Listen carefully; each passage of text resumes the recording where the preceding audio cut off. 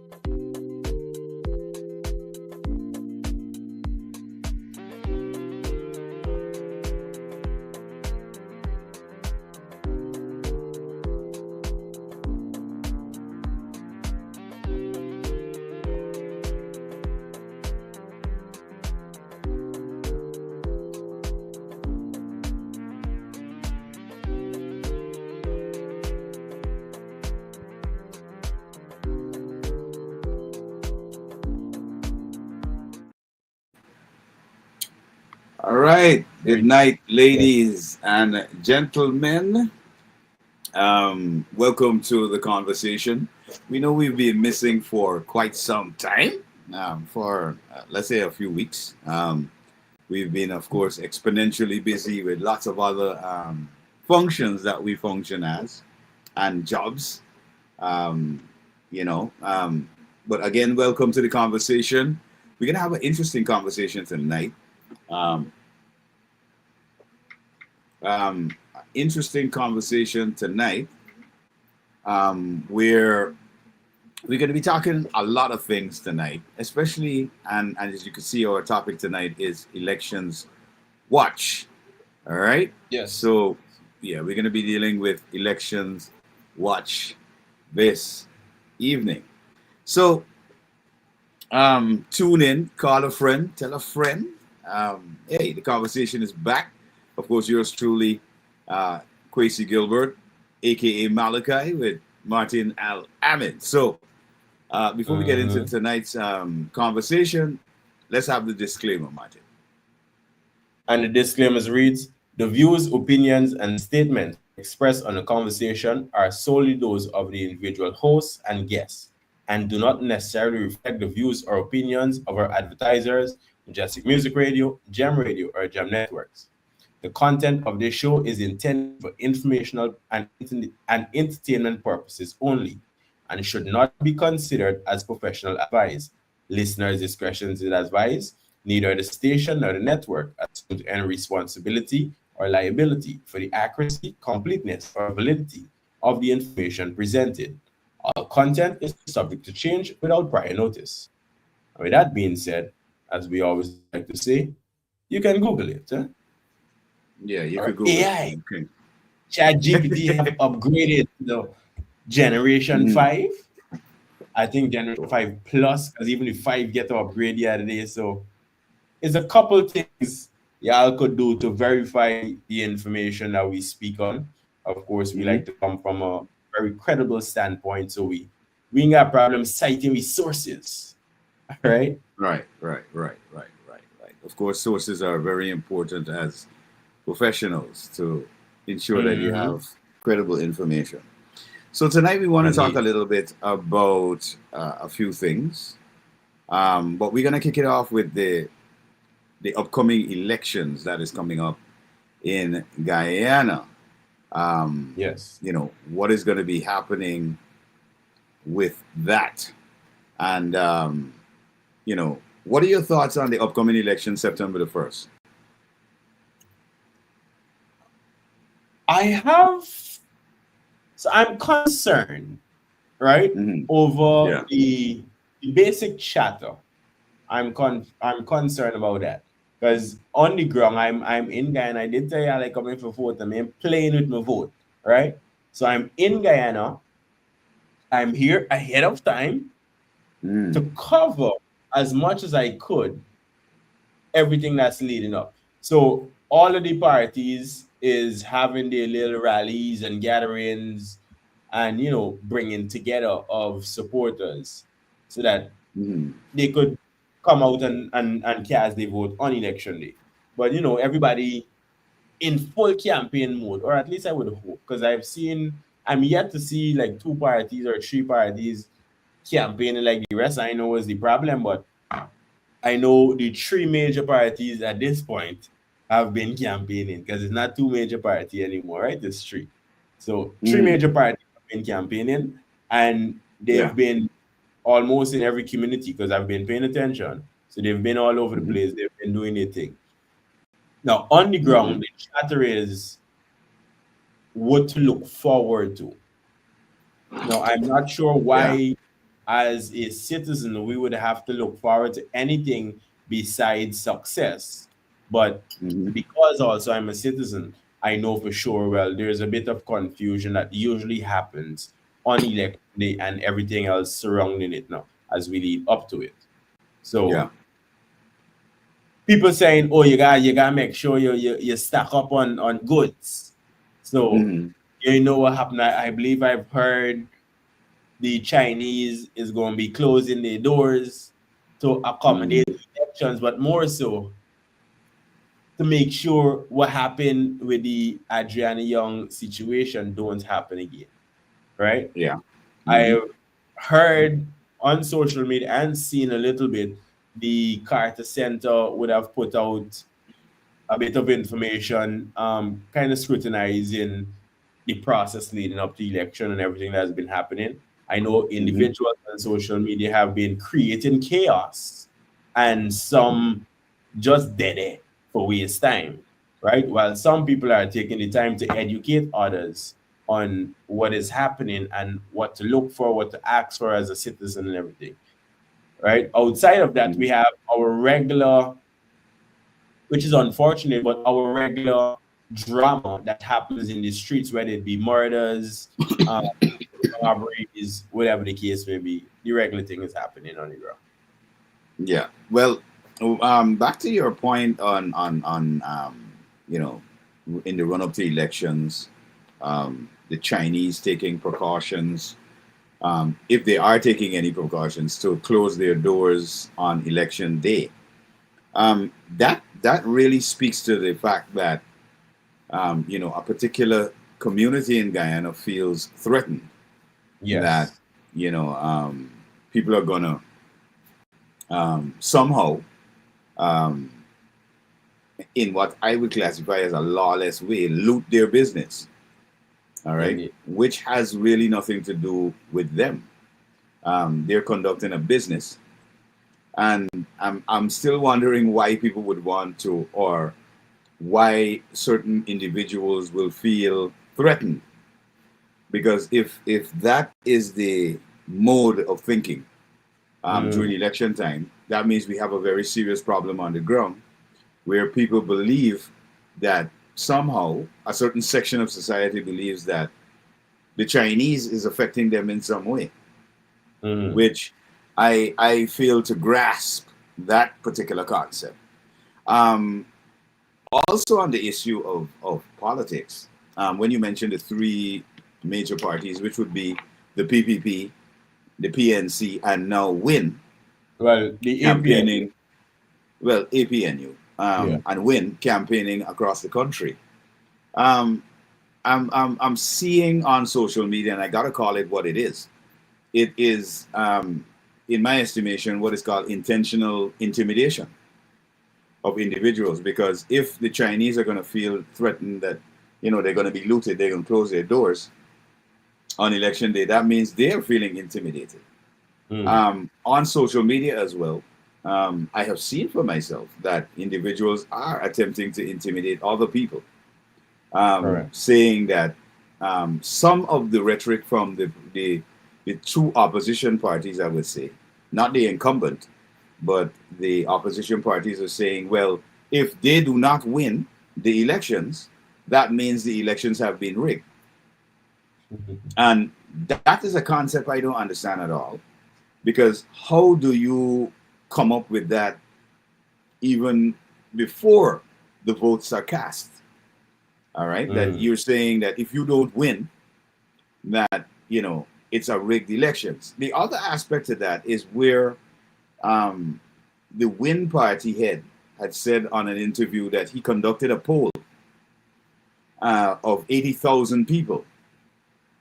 Now, based on my knowledge, how polls work, it's an average sample of individuals in different areas.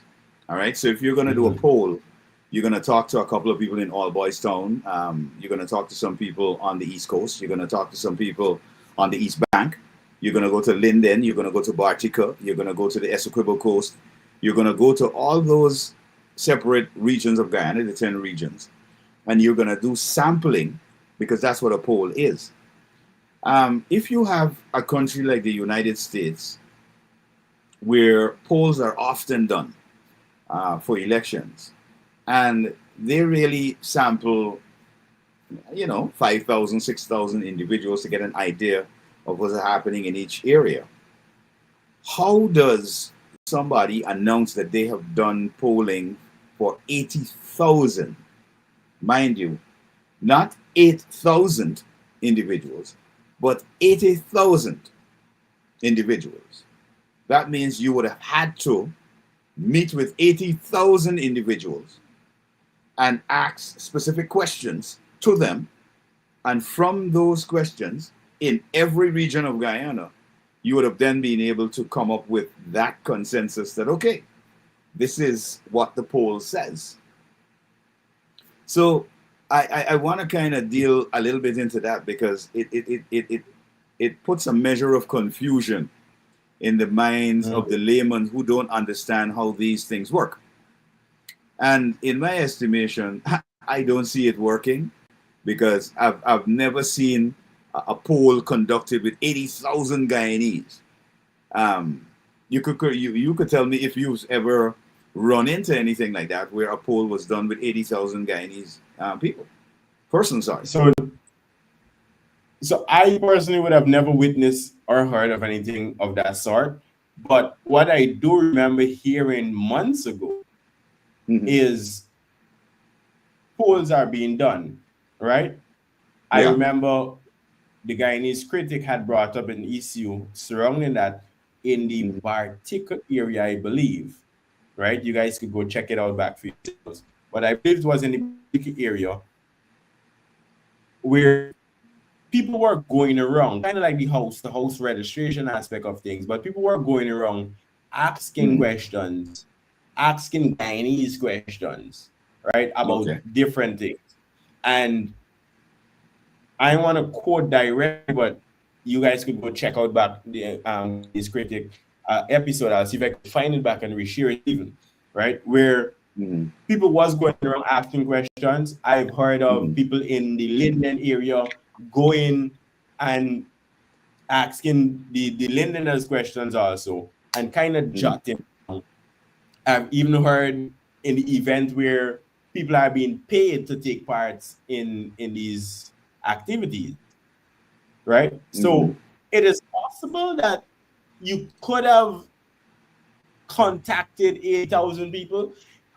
Age range, this would be my concern, because you could talk to 80,000 people from baby to child and from baby to adult, and they would tell you whatever they want to say. But is it 16 to 40, 18 to 24? I would need to know the information, the metric behind. But my question would be this: if the U.S., which has 300 plus odd million individuals, and they conduct polls that max encompass 6,000 to 8,000 individuals, when would a political party, which is pretty new on the scene in Guyana, have the money and the scope to interview 80,000? Like I mentioned, it's not 8,000, it's 80,000. This is where I am concerned, and I would like to see metric behind that. Give me the questionnaires, give me the answers to the questionnaires. I want to see them proof, right? Remember, we go on facts. So what I would say is the possibility exists of me standing in an environment with 100 people, because we know when Muhammad goes out, he do have a large following. So whether it be on social media, you ask a basic question and that might be a part of your polling segment, and you use that, and you use, you said 3,000 comments or whatever, however you use it or however it was done. I would like to see that personally, but verify that will be specifically in one particular area. If you did that in Georgetown, for example, because like I mentioned before, polling has to do with a sample in each region and each area in those regions. Correct. I think at this point, Muhammad would have traveled the entire Guyana. And so we could even give him the benefit of the doubt and say, well, hey, he asked one question in this polling segment, and that was all he needed to verify and say, well, out of this 100 people in Berbice, I asked them, who do you think I should be president? Because I remember that was a thing before he even announced he was running for office, right? People were saying, we want you as president. He could have even used something simple as that and say, oh, based on this, this is where I got my information from. Again, it is something that needs to verify, right? It would need verification. Methodology. Well, my next question. Sorry to cut you there, but my next question would be, if he does have the methodology, or he does have the math to show Mhm. that this is credible. My next question to be with all the persons who, if he did poll 80,000 people, and they have said to him, you should be the president of Guyana. As far as I've seen, the individuals that one are on his candidate list, and the individuals Mhm. that represent his party, Doggy, Fata, Odessa Primus, these are like the figures who are at the head of, um, you know, significantly lobbying and representing as PR for Win. Yeah. Now, my question to everybody is, hypothetically, if they won the regional and general elections, and again, this is a big hypothetical, um, do Guyanese see themselves being led on an international stage by individuals like Doggy, Fata, and Odessa? That would be my next question. Because, I mean, most people at my age have children, and they're thinking about Correct. their future and the future of their children. So, um, in your estimation, are those the individuals that any Guyanese would say, okay, yeah, these people show leadership qualities. They Well, can I take can't speak over. for nobody, but I could speak for myself. And Mhm, I I attended university, right? Or in this case, universities or colleges, however you want to put mhm, it, right? I did both. yeah, I do plan to further some aspect of my studies in my profession that I love, right? yeah. Whether it be hospitality, whether it be music business, entrepreneurship, or whatever. Hmm. I'm not the brightest in the bunch, right? It's the exciting 100 subject or 20 somebody subject like some, right? I Hmm. didn't get the best marks. I'm honest. I'm always honest. But I also know I cannot depend, me as a man, as a Hmm. father, as a Guyanese, as an individual, as everything else in between, as somebody with not all the book sense, but some common sense. I can't depend on the social media influencers to guide my life in any direction whatsoever, right? Hmm. Yeah. Whether that be doggy, fat, or whoever. I can't depend on none of them, and I would never even think about depending on them. Now, are they qualified? To me, no, right? But then, Mm-hmm. what is the qualifications to become president? You understand me? It didn't ask so much. Citizen, upstanding. We've seen criminals become president in today's society, right? Hmm. Actors become president and still acting as if life is a fairy tale, right? Hmm. But Guyana, would I count on these people? I personally can't. Maybe the lesser thinking individuals would say, "Well, we could look at a Dagi or I wouldn't say much about Odessa. I think she's a brilliant young lady. I Hmm. think from what I've seen in her movements with the Win Party, she have somewhat of the ability, but for which office I'm not sure, because from my knowledge she was a comedian, right? That don't Hmm. mean things can't change. Just like I could come from the music business and go into politics, right? Things could change, but where would I personally see her? I am not sure because I haven't seen any work put out into any direct direction, right? Well, I would ask the question, even if somebody is, um, let's say, hypothetically thinking about these individuals leading or in a leadership Mm, position. Um, in politics, individuals even coming into politics, or being long-standing persons in politics, they usually have a track record of something that they have done that really Yeah. affects the lives of um, individuals. Now, let's look at, let's take Odessa.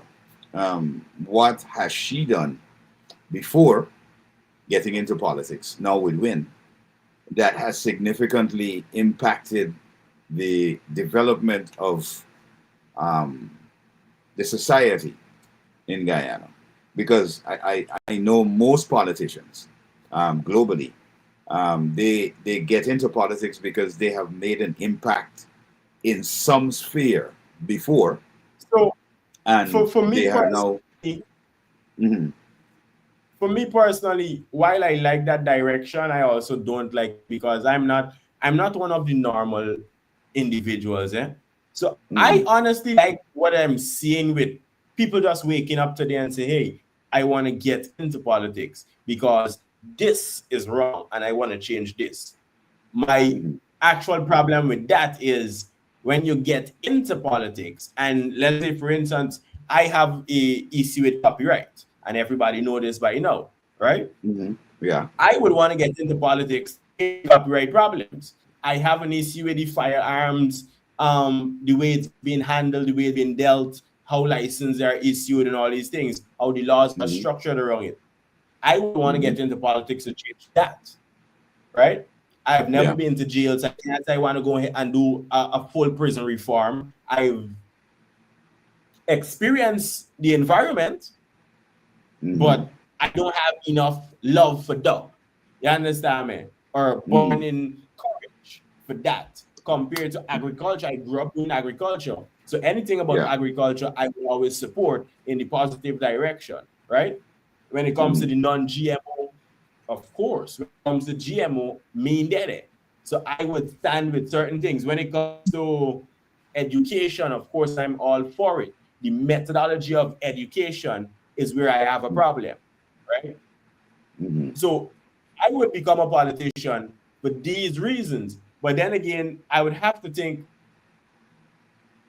is this reason maybe for me becoming a politician is how it's going to affect the people, right? And not just, Yeah. oh, I want to cover my backside because I was in an issue and I know the powers of having a ministerial position, what it brings, or being in Mhm. parliament, the level of coverage that these individuals have that could scrape any guy and he stop off if you really sit down and think about it. Okay. So I do like the methodology of waking up today and say, yo, I tired of this nonsense and I want to change it. But you Mhm, also need to have something to back that up. Once it reach that, once you ascend to that level, what next? That is where I'm more concerned about. What is next? If Muhammad become So, president, mhm, the second day, I am concerned about not the 1st of September. I'm concerned about the 2nd of September. What you gonna do from then on? okay. Are you going to be No. covetous? Are you going to stranghold the system? Are you going to continue doing all the stuff that you've been accused of? Are you going to just use it to wipe your slate clean? Are you going to run the country into poverty? These are my concerns. And I think every other guy should be having the same level of concerns when it comes to any party. If the PPP go back in, Mhm, what next? We've seen development, but what next? The minds of individuals are not being developed. So we still lacking. We could walk on road, but then it'd be bare mad people walking on road. Just today we mhm. had an incident where a man would have murdered his lady, right? Uh-huh. And attempted to murder his child and then himself. So it's a murder attempted and then a suicide. The man gone, the child, I from what I've seen, the last report, the Critical. child would have in hospital. Now, my Yeah. concern is if anybody goes into power, I don't care who, what are you going to do for that little child? Because now that child have to grow up knowing mommy gone, daddy did it, daddy Mhm, gone also. And I experience it. So, what are you going to do for that child? That is what I mhm. want to know. What are you going to do for the next set of children? they don't have to end up in that situation. This is why I personally have issues with the issuance and the lack thereof and the structure with firearms and how the business of security is being handled, right? All Same right. like the music business. Well, What are you going now to that you do? mentioned that issue with the murder suicide, Mhm. I wouldn't pronounce judgment on that particular issue for several reasons. One, um, again, we know in Guyana, every time an incident happens where a man kills a woman, and I'm in no way condoning the killing of women, but one of the things that we do not zoom in on or we do not focus on, in law, there's something called crime of passion.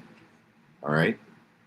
Now, one of the things that we know happens in Guyana, and I pointed this out on radio at one point, where the police girl who had her husband, he was working in the interior. She had a gentleman living with her mother downstairs, claiming that this man was her family member, when in truth and in fact, he was, as we say in the Caribbean, Joe Grind, or she was having an extramarital affair with this guy who she was also housing in her husband's house, living with her mother in the same property. And she also traveled to the US and was engaged in a relationship with a man in the US. Now, a lot of people will say, oh, he had no right. He should have just walked away. All right. But in my estimation, isn't that a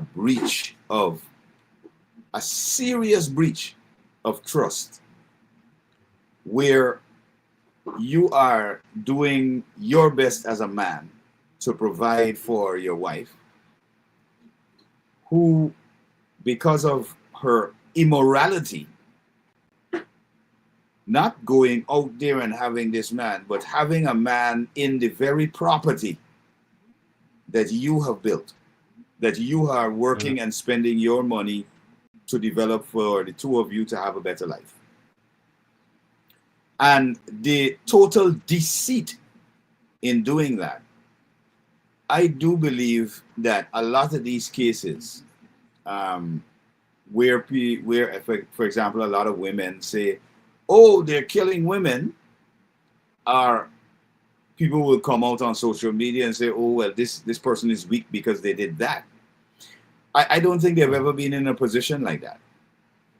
And one of the things we have to consider as well, when men get married to women, and this has to do with, again, the way they're taught and the psyche, a lot of these issues, the backstories to them, if they're well investigated, you realize that, hey, really and truly, the fault or the beginning stage of this kind of madness didn't start with the men. And again, in no way am I condoning the killing of women.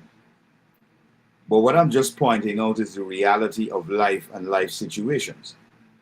Now, if you've never been in a position where somebody betrayed your trust, and when I say somebody, I'm not talking about anybody out there, but somebody who's very close to you, betrays your trust, like your wife, all right, or your significant other who you are in Guyana. I mean, men work very hard. For those men who work hard, all right, to get what they have to get to provide for their family, and to discover at the end of that, that really and truly you're being deceived, all right. In some cases, the child is not even yours. All right. Now, what can a man do at that point? Could he go to court if he doesn't get into a rage and then there's a crime of passion? Could he go to court and make a case that, listen, I have spent my money on a child that is not mine. This child is now 18 or 19 years old. And is he able to make a case that, listen, this woman will have to give me back my money for me spending my money on an individual that is not my bloodline? Is that part of the court system? No, that's not part of the court system. That's not part of the legal system. All right. So until we start looking at these situations from its life perspective and not what people believe it should be, because I do believe people live in a fairy tale world. We want everything Yeah. to be perfect. We want everything to be happy. But in the real world, deceitful individuals are in the real world. So Hmm. when women perpetrate that level of deceit, shouldn't they be taken before the court to answer for that level of deceit? Because if you're providing a house, you're providing money, you are taking care of your children, which you later discover um, the children are not yours, is there any redress? Can you go to court? Can you go to the legal system and say, listen, I have been deceived and I have spent millions of dollars to bring up children who are not mine? I've always tell people the reality and actuality are two different things, right? Yeah, Because everybody have their own reality, and that is where the problem is. But a lot of people don't look at what the actual problem is.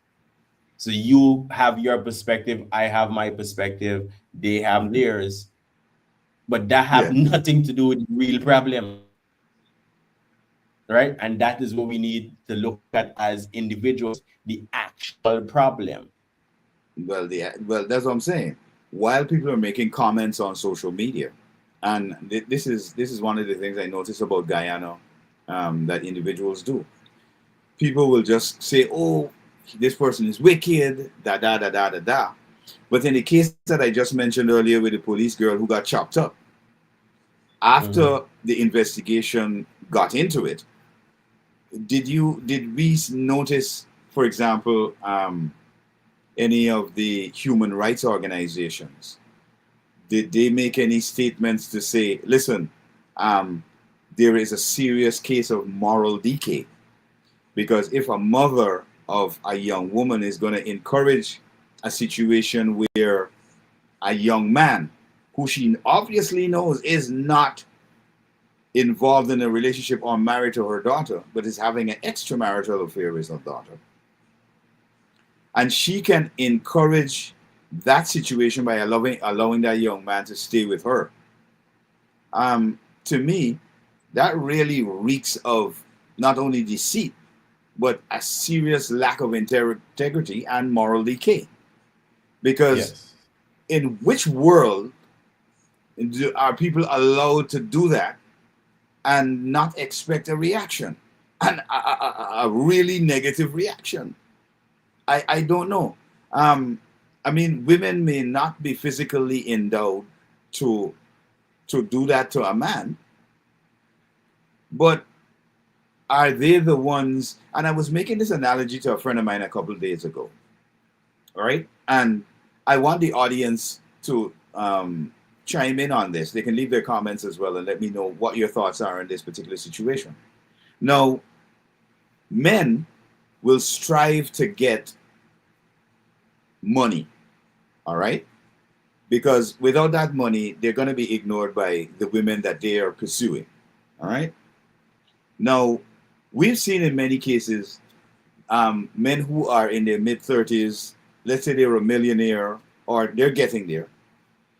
They've got their money, they've got certain assets, and they will take a woman who virtually has nothing, because there's an imbalance in the comparison between women and men.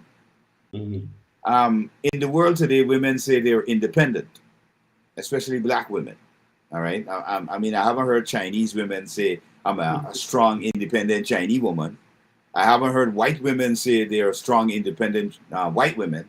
I haven't even heard Amerindian women say they are strong, independent Amerindian women. So really, this whole strong, independent black woman thing, let's examine that. Because women make demands, black women make demands. They say they want to have a man with a house, a car, a bank account. He's got to also have a big D. So they want all these things which are criterias. All right. Now, if you have a list of criteria, could you, why doesn't a man have to have, why is it a negative thing for a man to have criteria that he's looking for in a female? Because like I mentioned earlier, a man would be a millionaire or a billionaire and he would take a woman who has absolutely nothing, zero. She just look good. But in the real world that we live in, we know women have that amount of money as well. Indeed. Do you see in your day-to-day living, would you see a multi-billionaire woman pick up a man off the road with nothing? No, because you're not on her level. And when you say not on her level, is it the same thing when the man has the billions and the woman has nothing? No, of course not. We like a challenge. As men, we like to work, eh? We like to go out and hunt or get it, right? Right. A woman likes to have it. And if you have it, then you must keep it. You must preserve it, right? This is why it's harder for a woman to keep a relationship. We men, we no matter what going on, we can try to keep it as much as possible, as long as possible. But then they cannot use you. But then you can't use the terminology. You're being you're strong and independent, because independent means you're taking care of you. Also, remember that was a teaching and a culture that was brought upon them. It's not like they just pick up wholesale and decide, well, hey, I independent. They were taught that, just like every other thing else, eh? Just like we're going through the elections and people are being taught about all of this and all that. But you have to be very smart enough to know the difference. Like I said, the reality and the actuality are far two different things, because your reality and my reality is not the same. Yeah, but then that's what we're saying. But people need to live in a real world and not a fictitious world. That also plays to the problem, because no matter which part of life you go, everybody wants the fairy tale.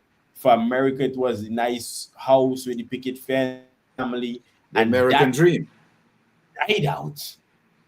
I remember having flyers from since I was in primary school from Miami about that exact life, when my grandparents would have sent flyers about the Miami beach and the skyline. And when I got to Miami, I'm like, yo, with the beach there, because that is not that pamphlet that I got years ago. Eh? Them buildings don't look the same. The people don't treat you the same, and all of that. Well, that is what we call excellent marketing strategy, to get people to come to a particular spot. But that is not the reality of what's happening in this spot. And this goes to show you. For example, people will look at the four corners of their television and they're looking at New York City and they're saying, hey, it's beautiful, it's all skyscrapers, it looks like so wonderful. But they haven't taken into consideration that there are parts of New York that are just like any other place in the world. Or simple, the skyscrapers having all of that beauty, while it is a beauty, the heat that just be rising and beating in your face from the ground. Well, right? I mean, this is what we're talking about in terms of what is real and what is a perception of your mind. All right. No, a lot of people get caught in the perceptions. I think. Go ahead. So I was going to say, I'm yet to verify that. I've been looking for that clip, but I heard the Home Affairs Minister would have came out and said, men are toxic, right? Or the men of today are toxic. Yeah. And I mentioned that because that is the saying around town, eh? men Yeah. are dogs, men are toxic, or a toxic relationship, and whatever. For the last couple of Yeah. years, that have been the thing. Now, my thing is, as individuals, as a minister who would come out to a podium and speak on this issue, and that was based on the last murder that the young man would have shot the young lady in Linden. In Linden, yeah. So since then, I've been looking for the clip. I've been too busy to actually go out and Mhm. find it, but I'll find it at some point in time, I know. Yeah. But if that was said by the minister, my question when I heard that was always, what have you done to Mhm. contribute to the toxicness? And what have you done to contribute so that that toxicity wouldn't exist? Toxicity, yeah, wouldn't exist. Yeah. Well, one of the things, I mean, that those are good questions. I mean, to if he did make mention of that, but And even if he just didn't, to anybody who would have said, "Oh, this man is toxic or this relationship is yeah, toxic," what have you done to contribute to that or not to contribute to that? That is well, my concern. let's. I'm the type of individual I like to look at scenarios that pop up in the news, and I like to attempt to read between the lines Mm, in any story. For example, that situation with the young man in Linden. All right. If you remember carefully, one of the first things I zoomed in on was the age gap between the woman animal. and the young man. Correct. All right. Now, in just in layman, I am thinking that one, in that relationship between the two of them, there is no way that she would have been a graduate of the university and taking her money to take care of him. Mm, All right. Just because she liked him that much that she would do that. That's a very rare thing that happens with women if they do that. So obviously he was bringing something to the table. mm, Now, if you look at the situation and try as much as possible, because a lot of people do not use their analytical skills, I do believe, because I'm seeing this a lot on social media and what people say. Now, if you're analyzing a situation like that and you realize this young man is basically just out of puberty, all right, and the young lady is not only well educated, but she's older than him. Those are two variables. If I was conducting an investigation as a police officer, in that case, one, I would have gone back to see, okay, what was their relationship like in the lead up to that scenario? Um, when did they really consummate this relationship? Because somebody has to know, either a family member of the young lady or the mother of the young man or some relative of the family would have had to know, okay, those two people have a relationship going on. What age did they really, at what age did she connect with this young man? Because I think there's a double standard in our society, especially Guyana. I can't make that a US issue because they're pretty balanced with it. But in Guyana, we have this preconceived notion that men, one, should not show any emotion to anything that may hurt them. correct. Men have no right to complain. And I'll give you an example. Um, if a man assaults a woman in Guyana, you're going to have a van load of police come to the house. And if he doesn't try as much as possible to de-escalate the situation, he can get a licking of a lifetime from the police officers. Yeah. If he is assaulted by a woman or his significant other and he goes to the police station to make a report, I think the rest is I don't need to explain because we know what happens if if a man goes to the police station and say, oh, I was assaulted by my wife, or I was assaulted by a woman I live with, and we have a child and we have a relationship. What are the police going to do? Aren't they going to laugh? In Guyana, they do nothing.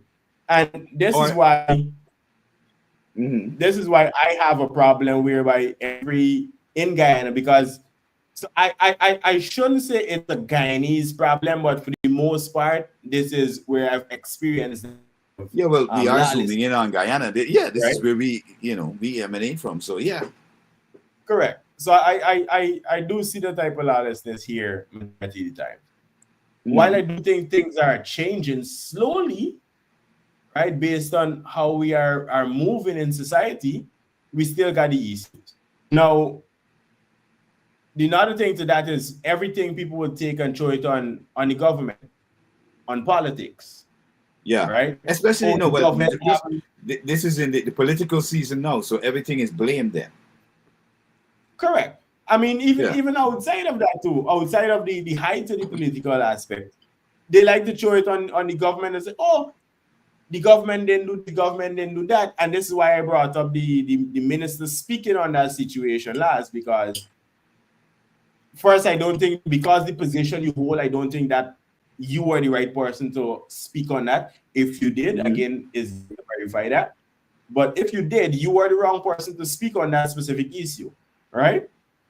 Given how your department is structured and the type of department you're in, you are in the firearm department, right? So how that come up as men are toxic, but department are issuing the firearm license and overseeing that entire aspect, you're kind of shooting yourself in the foot, by saying certain things. Because if I'm to look at the laws, let's bring it back into politics aspect. If I'm to look at the laws, it's factual that the laws are broken. I've lived in Florida, in Miami specifically, whereby the gun laws in America as a collective in every state, that is be strict to the T, or it's super loose that anybody and everybody could get a license and could carry a firearm even without a license. In Guyana, we only have one structure, one methodology that is super crooked, super rigged. It is beyond fixing. I think they need an entire change up within our laws when it comes to the firearms department, right? Yeah. Because for me personally, it makes sense. And this is a licensed firearm holder, right? In multiple places. And somebody with experience. So you can't say now, well, oh, men are toxic, but then we are living in a society that allows men to be toxic, and more so, you are in charge of it. Plus, haven't done anything to educate the people, because we're always going to say the more sensible Guyanese live outside, right? As we're even now with all the development, all the individuals that wrote 20 somebody subjects and everything just the other day, congratulate to them, but still, them brains back's gone already. So none of them people who wrote to somebody's subject is staying in Guyana to say, oh, I'm going to go through this. Why would they? So it's understand that you have to blame the law and blame the government, but at the same time, we ain't see no change.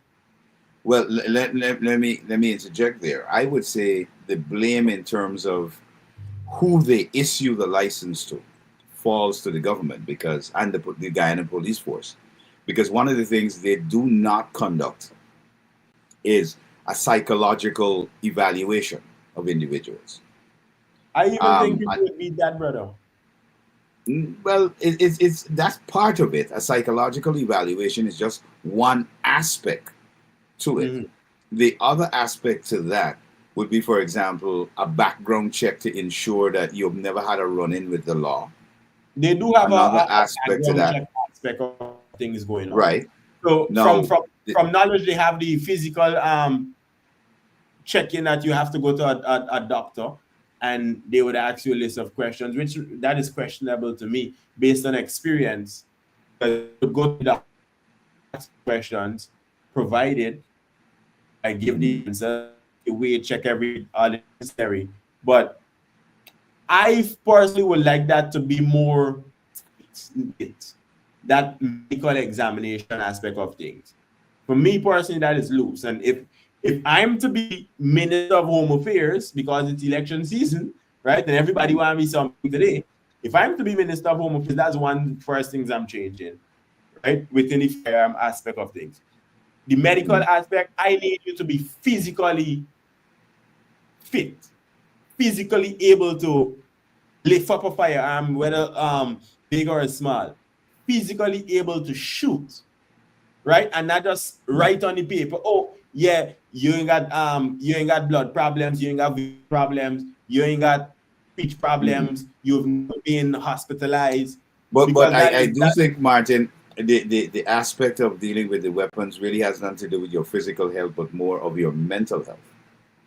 Because a psych evaluation will ask you specific questions that are like trigger points. They will see what triggers your particular type of behavior.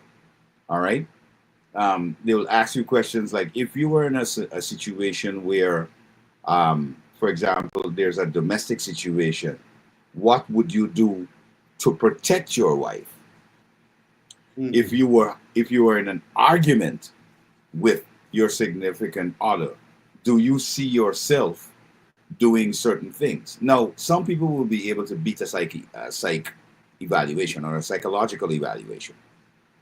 However, there are several tiers to that psychological evaluation that will give a psychologist or a psychiatrist an idea of what are trigger points for this particular individual, which also they would have to go back. When I say a background check, we're talking about your upbringing, whether you're single parents, both parents, what the relationship was growing up, because that has a lot to do with persons' anger issues.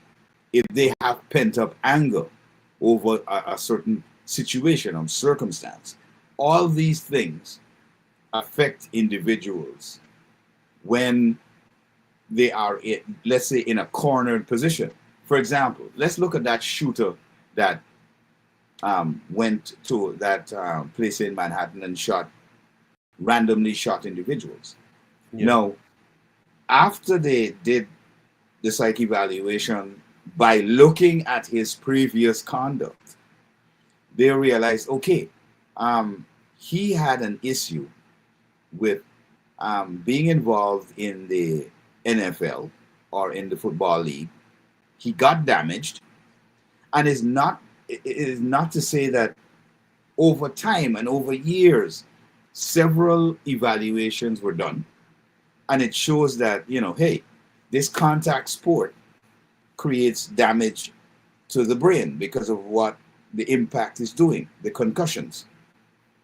Now, if all of this information is readily available, I do think that we don't need, as Guyanese, to reinvent the wheel, but we do need to tap into the information that is readily available. And we also need to have individuals who understand how to use that information to best guide our, let's say, our forward trajectory, how we're developing, how, for example, we're going to issue firearms. Because you can't have individuals who believe that, one, it's just about them having money to protect. Because that's one of the first scenarios they issue firearms in Guyana. You're a businessman, you're handling so much of cash on all of this. So then that means you have to have a firearm to protect yourself. That's only one aspect of it. The other aspects to that would be, and which is most critical in my estimation, is your psychological being, how your mind works. All right? Because we see that a lot of these individuals with licensed firearms, they're shooting their wives. Even before this one came up, you remember there's a gentleman by the name of Khan who shot his wife a couple months ago, and he's in jail, all right, for murder. Now, if you don't go through the time to fully analyze and critically look at these individuals before issuing the firearm license, it's not just from the standpoint that you're a businessman, henceforth you should be issued a license for firearm, because you have to have a certain mindset when you have a firearm. Because one, pulling out a firearm should be only, a firearm is only exposed for use, and your life has got to be seriously threatened for you to pull out a firearm. And we see individuals who have firearm license, they don't pull it out because they're under threat. They're pulling it out to threaten other individuals.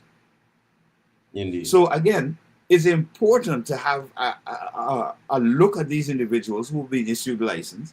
And I'm hoping going forward, because I mean, Guyana, we didn't have the facilities. One, we didn't have the money, because while we talk about certain levels of development in Guyana, we also have to mesh that with the amount of money that is able to be injected into these areas that we're talking about.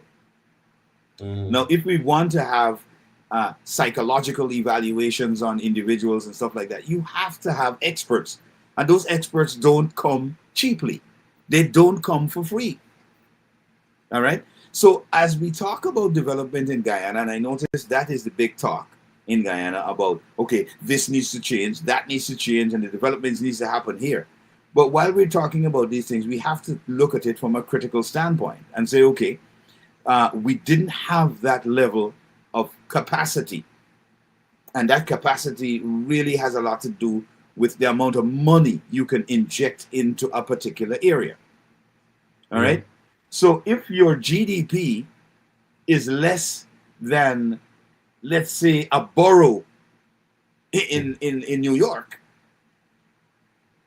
you can't spend what you ain't got on certain areas. We can't have psychological evaluations. We can't have private or investigators follow these individuals, because when you sign up and you submit your form to get a license, and they're even considering you, they should have investigators investigate you independently. All right? As well as you having to sit with a psychologist to talk about you, who you are as a person. Not just, okay, well, you know, he's a businessman, he got money, we issue him a license.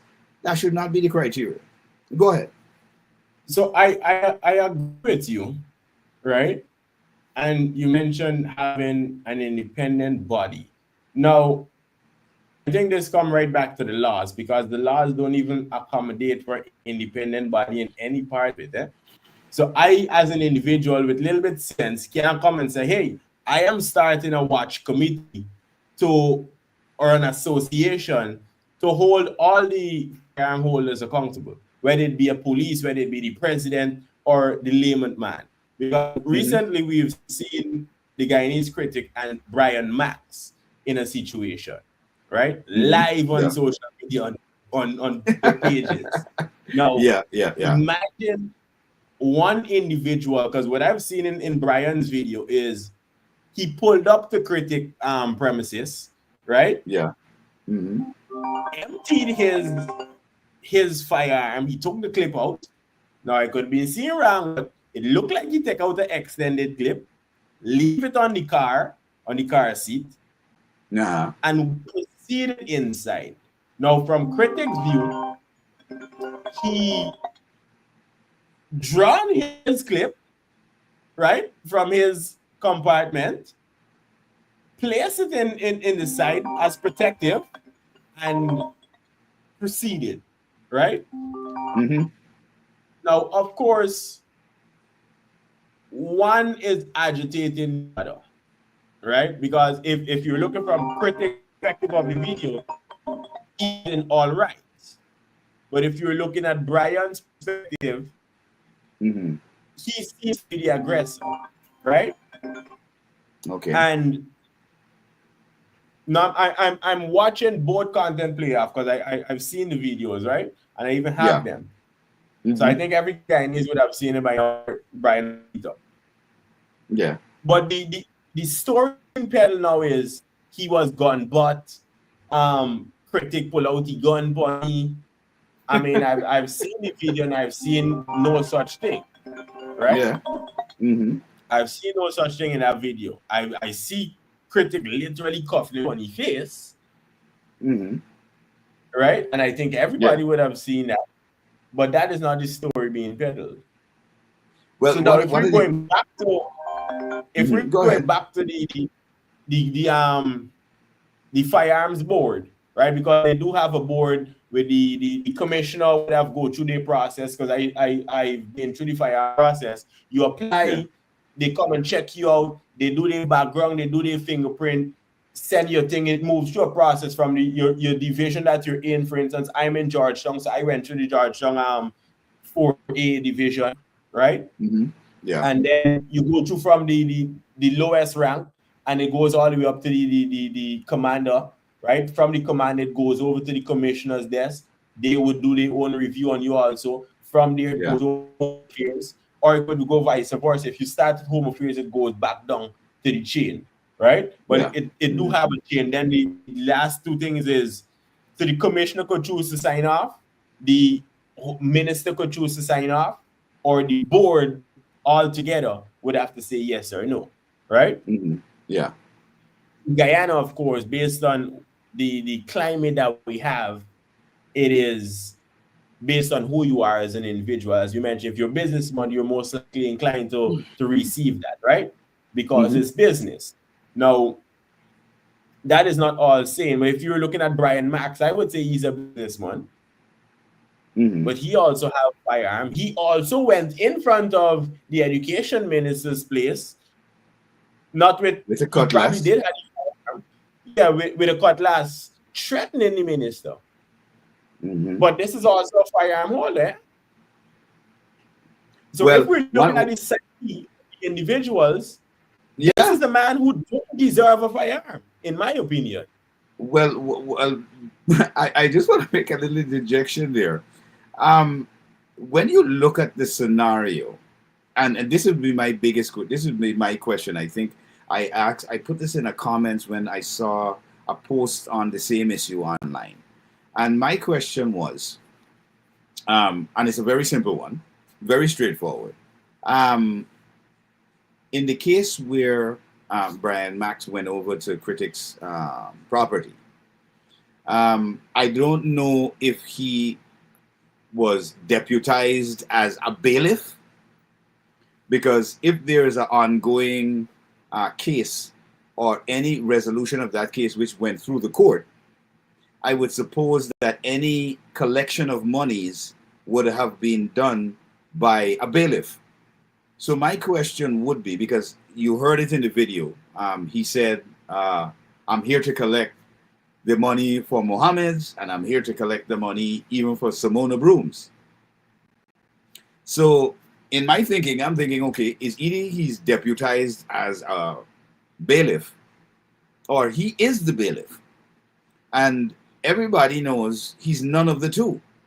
So why would somebody put themselves in a situation where they are not legally in a position to do something like that, even if the person who is owed the money tells you to go do that, you are not legally in a position to do that. And I would think that somebody of his age would have known that, listen, this is not something that I can possibly get involved in. Not unless it is viewed that, okay, I'm a bad man or a thug, so I'm going to get that money. All right? Because I know the case between Mohammed and Critic was in court, and the Mohammeds won the judgment of the $50 million. Now, that, as I know, I don't know if Guyana's laws have changed, but that I know, that money would have had to be paid through the court to the Mohammeds. All right. So Brian Max turning up there to say that he's collecting on the behalf of two persons, not one, but two. It was surprising, one, that, it just reeks of a certain level of ignorance that somebody, and I mean, a lot of people on social media had a lot to say, but it just, again, reeks of ignorance. I don't want to use the word stupidity, but how do you turn up at somebody's property and say that you are here to collect? Is he a bounty hunter, a debt collector, a loan shark? I don't understand. So when these things pop up in social media, especially in Guyana, it strikes me a different way. Because really, for these things to be on social media, it really embarrasses us as a collective. Yep. Right? It embarrasses us as a collective, as Guyanese. Because, I mean, people looking on at this kind of insanity are not going to say, okay, this is what happens in a sane environment, in a sane country, or sane individuals. It just looks totally out of order because, like you mentioned earlier, you had videos on social media. Brian Max is in front of the Minister of Education, and he's saying he's going to chop her up. No police intervention happens. He's not questioned about that particular move by the police. I haven't seen that. He goes to over to Critic, and you can clearly see and hear in the video, Critic welcomes him in to the property. All right. He comes in. Critic says, I'm here to collect the money. All right. Then Critic says to him, well, here's the money. He then proceeds to say, this is not all the money. That's just jokey money. And now, if you're not authorized legally, and we're talking legally here, because I think a lot of people in Guyana tend to brush aside legally until there's a problem or somebody gets hurt. Then they want to resort to legal. But they're not understanding that the legal comes in first. That covers you before you find yourself in a situation. And in many cases, ignorance of the law is no excuse. Because you can't kill somebody and then tell the court, well, I didn't know it was illegal to murder somebody. Let's be sensible here. So this kind of, it can't work. This kind of behavior that happens just only during the election cycle in Guyana has got to be dealt with. And when I say has got to be dealt with, we're talking about those people who sit in the 65-seat Parliament of Guyana have to have enough knowledge to know that, listen, when we get in there are certain laws that need to be added to that old 1954 colonial law system that we have. Because I don't even think you have to, brother. I personally think you have to take that out, because to add to that means that is still going to be existence, and you can run a 2025, 2026 economy. No, laws can be. When I say change, when I say that, I mean laws must be amended, and when I say addition to that, because those are our base laws. But you have to tailor them and structure those laws to the environment that we're in. And every country that was a colony of Britain has done a modicum of change over time to adjust their legal system to what is happening in their country. And one of the things I want to point out, just before I allow you to jump in, Martin, is let's look at the US. And we're not comparing Guyana to the US, but we're just looking at the legal system and the framework and how it works. Now, we know, for example, if a wheelchair person, somebody who is a quadriplegic or differently able, if they're crossing a street and there wasn't a crosswalk, the pavement did not allow for that wheelchair to be able to descend or easily cross the street, and they got struck by a vehicle, immediately those people who are in charge of the law making are going to look at that and zoom in on that particular issue, and they're going to say, you know what, first things first, we need to have the persons who are differently able need to have accessible sidewalks. So then every sidewalk that we're going to create going forward has got to have accessibility for these people who can't walk. All right? We're going to put things in place that are going to stop that problem from ever happening again. Yeah. And I think over time in Guyana, we have not done these things because, one, we don't have a body outside. Let's say everything is basically on the Attorney General's chamber in Guyana. Mm-hmm. But we don't have a legal fraternity of independent lawyers who are looking at problem solving in the legal way. For example, have we looked at something called legal malpractice in Guyana, where lawyers can get away with collecting your money and not doing what your client asks you to do? There is no body for that.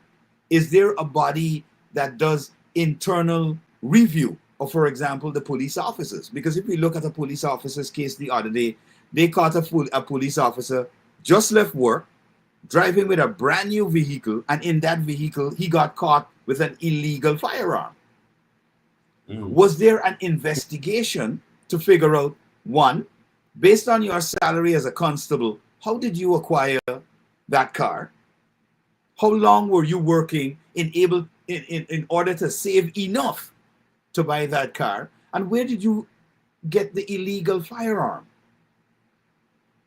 I mean, these are questions that any average Joe would be asking. But in our environment, it seems as though people just look at it and say, well, you know, he get our money. From who? Why did he have a brand new car, and in that car, a possession of an illegal firearm? These are things that are like, to me, are amazing in our country. And I'm looking at it, I'm looking on at all the stuff that is happening in Guyana, especially in the run-up to the elections.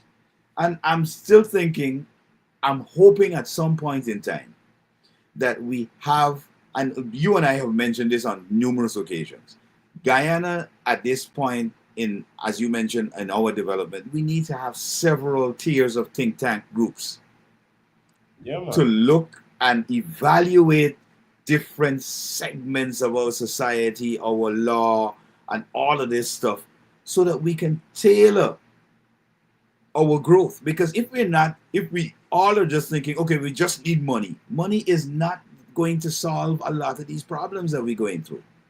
As a matter of fact, in my estimation, money will exacerbate these problems.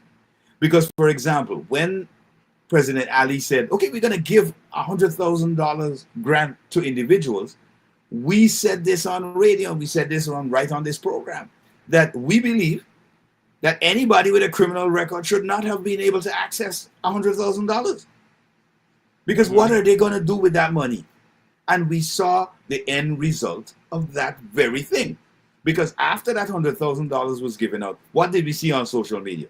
Lots of individuals brandishing handguns, wearing masks. Some of them were so, again, I don't want to use the word stupid, but they were so absent-minded that they would spew all kinds of threats on social media and still pull down their mask.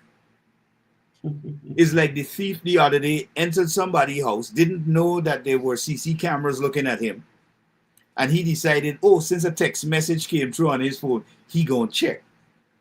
So you are a kleptomaniac in somebody else's property, but you're checking your WhatsApp. I mean, what's going on? What is going on in the minds of Guyanese? Clearly not much. Clearly not much. I mean, when we look at these things, what? Go ahead, bro. Go ahead. No, finish that because I was gonna drift into something a little bit more serious. Yeah, I mean, when we look at these situations, what collectively? Because I'm saying collectively because we're all Guyanese, right? Mm-hmm. What is our collective thinking on these kind of issues? Like, should this be happening? Is this what we want portrayed as a representation of who we are as Guyanese? I mean, I'll leave it there. I'll leave it there. Well, while you left it there, let's pick up with this. I do have a video, Yeah, right, that we're gonna play, and of course, everybody should have heard about this by now because we are dealing with a what is called today the most important date and elections that is coming, yeah. right? Mm-hmm. September 1st will forever go down in history. I think it's more important that even when Jack D got elected first, or As the youngest probably president, yeah. Barnum, correct, or even Barnum them time, right? I think this, at least for me, because I wouldn't have lived through all of that. I did live through Jack Dio presidency and Yeah, others, but before for the Barnum and the Shagan and them, I have no knowledge of that, right? yeah, Personally, so I can't speak on that. But for me, this is indeed one of the most important. I think I could align this to Barack Obama's presidency in the talk about it and the attention that it got and everything. And of yeah, yeah, course, having the first sanctioned individual, I believe, for Guyana, right? Or sanctioned in this manner, I should say. yeah, yeah. Sanctioned in It's the this first manner. sanctioned individual in Guyana. Period. None. There has been no other.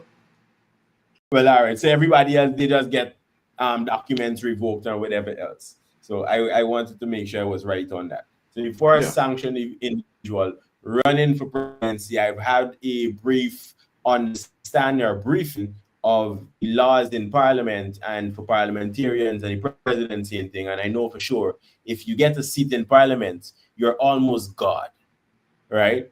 Based on the laws that we have to accommodate you on that. And if No, you're well, you're president, almost God in there when you're in there, correct, because and that you that could do only anything. covers what you say in there.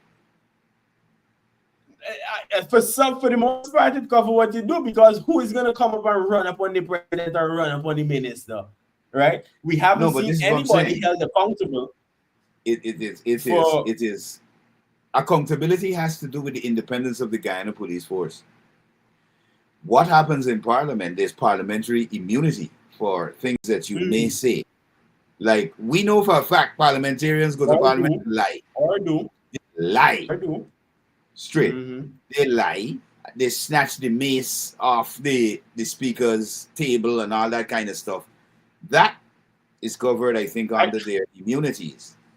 well, I think that is the only wrong thing or thing that would have happened in Parliament. Somebody picking up the mace and being held accountable. I've seen when it comes to parliamentary aspect, of Oh, course. Right? But getting yeah. into the sanctioned family and individuals who are now Mm-hmm. in politics, running for office, the highest office of the land, by the Yeah. way. And Mm-hmm. by having that bit of power, even having one seat, you just need to put one individual and it guaranteed while Mohammed is not the brightest in the bulb, he's going to be occupying that position just for the immunity sake. And this video is leading into the drift of Venezuela, the implementations of Guyana, the sanctions, the corruption with the ties of these individuals also, which is highly, highly, highly questionable, highly concerning as a Guyanese citizen, as a very patriotic Guyanese citizen, by the way, who is ready Mm-hmm. to lift up arms legally, Minister Ben, legally, Commissioner Hickens, for the right reasons, because I do have children, I do have family, and I am in the security business. So when you're all And we, ready, we, we protect Essequibo. like it's video. It's real. But this video here is questionable. I ain't gonna say nothing more, but yeah, go watch Let's yours. get into that. Tonight, the Trump administration is cracking down on drug cartels at sea. A source briefed on the matter tells NBC News the U.S. is planning to deploy these 3 warships near Venezuela. President Trump focused on drugs coming to the coasts after reducing illegal border crossings to record lows. Continue to send drugs into our country. Venezuela, yeah, they've been very nasty. The Trump administration also recently doubling to $50 million its reward for the arrest of Venezuelan leader Nicolas Maduro, saying he violated U.S. drug laws. Meanwhile, in the fight against traffickers, the Coast Guard says it intercepted more than $138 million worth of drugs in the Caribbean this summer. Earlier this year, the president designated several cartels, as well as the notorious Venezuelan gang Tren de Aragua, as foreign terrorist organizations. And despite pulling off a large-scale prisoner swap with Venezuela last month, President Trump has been increasingly at odds with Maduro. He's prepared to use every element of American power to stop drugs from flooding into our country and to bring those responsible to justice. The Maduro regime is not the legitimate government of Venezuela. It is a narco-terror cartel. Now, the Venezuelan government has banned drone flights throughout the country amid what it considers a threat from the U.S. A U.S. official tells NBC News the warships will be used for intelligence gathering and surveillance in international waters. Still, Maduro just announced that he's mobilizing militia members across his country in response. Tom? We thank you for watching. And remember, stay updated on breaking news and top stories on the NBC News. Yeah. All right. That's an interesting clip. Yes. That's a very interesting clip. And I'm hoping that Guyanese really understand what is happening. As a Guyanese, let's say there's a narrative in that particular story. All right. Mm-hmm. That narrative to me really has nothing to do with Guyana, but a lot to do with the regional geopolitics that's going on. Correct. America is a superpower. Venezuela is a South American nation who has always had conflict with America because of that nationalization of Exxon during the period of Hugo Chavez. All right. Mm. While we're talking about that, we also have to be cognizant as Guyanese and remember that during the early 90s and stuff, there was, under the same Hugo Chavez, there was something called the Petro-Caribe deal, where Guyana and many CARICOM states benefited from the oil resources from Venezuela. All right. Now, in this particular news clip, they were talking about drugs flowing from Venezuela to the U.S. and they had apprehended some $130-something million in drugs.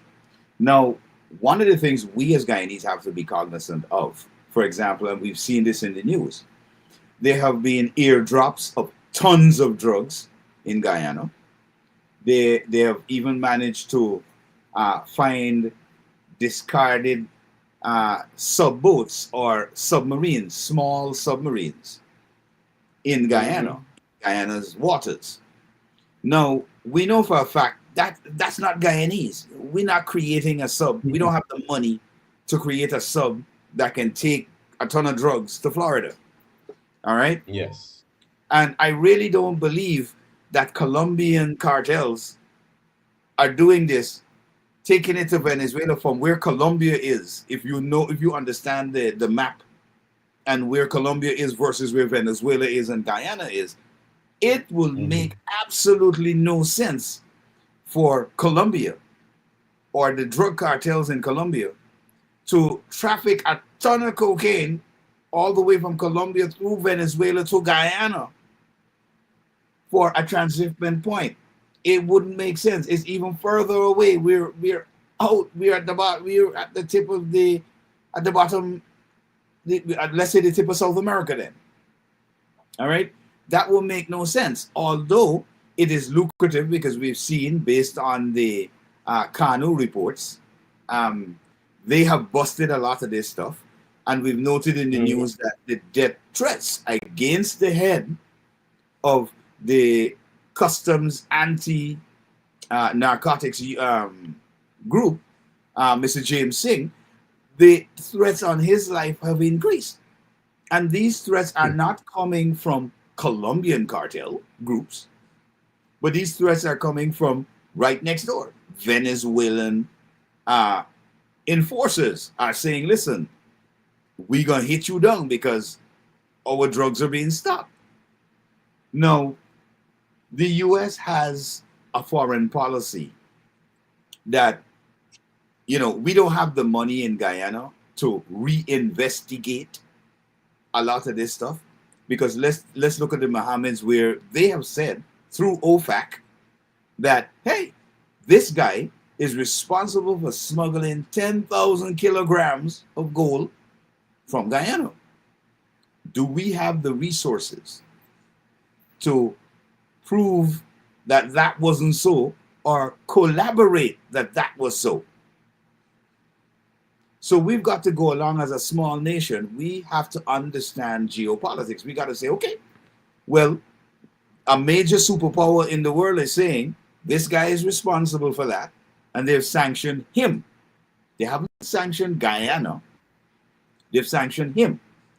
Now, if they're saying they have the evidence that proves that this is what he has done, and now the thing about collaborating evidence is that you can then look on and see whether this information that's coming out is making sense. Because let's zoom in on the sanctioned family. Now, you're doing gold. There are several gold miners in Guyana before the Mohammeds. And there are several gold miners who do gold from the time they were doing gold to now. Do these people have helicopters, expensive Ferraris, Rolls Royce? Are they able to purchase those at that level? Are they able to buy? Are they able to build huge buildings and just have them there? Are these other gold miners who obviously have to pay tax, where all their gold is going through the gold board? And this is what I would call looking at the issue and saying, okay, there is a possibility that this is true. Now, if we look at all the other gold miners, yes, they're wealthy, but are they at that level though? So just to give Jackie Jacket and the benefit of the doubt, yeah, the Mohammed's family is involved in, I kind of want to say, every business in Guyana, right? Mm-hmm. While it not look so, they are involved in the construction, or at least was in the oil and gas, in all the other developments, right? In the security. No, they weren't. They were field. not involved. They were not involved in oil and gas. They were prospecting to get involved with Exxon, with the gas to shore project, which, information was provided that, hey, America is not doing business with them because of their investigation. No, but they already had contracts. Even if we take that off the table, they were involved in the sports arena and these things, which would involve cars. The car racing and stuff like that. Yeah. That alone, I think, is big enough to afford them the type of luxury vehicles they have. Because from my knowledge, they've always been winning, and they kind of ran at the top when it comes to car racing in Guyana, right? With the level of toys that they do have. So with that alone, I kind of want to give them the, Jackie Jacket for that. But the possibility still exists because you also have these things. It opens you up to, why not go the extra mile? Because I remember when critics have always, the Mohammeds only got famous because of him, which is partially true. He got the level of fame that he now is indeed because of critic. But I grew up hearing about the Mohammeds. Songs have been sang about the Mohammeds. So it's not like they wasn't existing, but on the forefront in social media. They wasn't. And that is when Critic came in. The world now had the opportunity to actually see. And while I would want to say they took the chance to capitalize on that, that also exposed them or expose what we're seeing now, which we're left to determine. Well, at this point, I think it's fair to determine what is true and what is not, right? Because based on stories you heard today,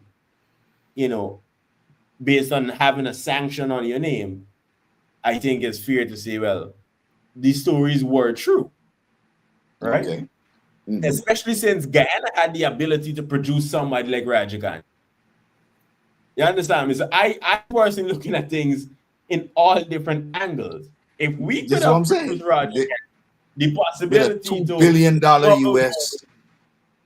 Yeah. Correct. The possibility to smuggle gold under the watch of people's eyes is easy. Even now, the regular man could do it because we're in a culture where jewelry is a big thing. A man could be running with their jewelry back and forth, especially how we don't have the tight grip on the laws and the not to mention, bribery is a big thing too. That is king in the land. We can't leave out the bribery, because one of the things I noticed, especially in the news stories, they will mention Mohammed, but I also am the type of individual that the U.S. stated the persons who were sanctioned.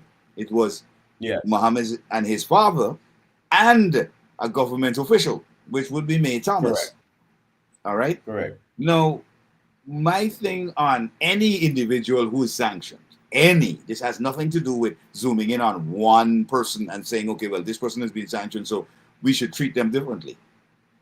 I believe that everybody who was sanctioned should be on a watch list and be scrutinized and treated the same way.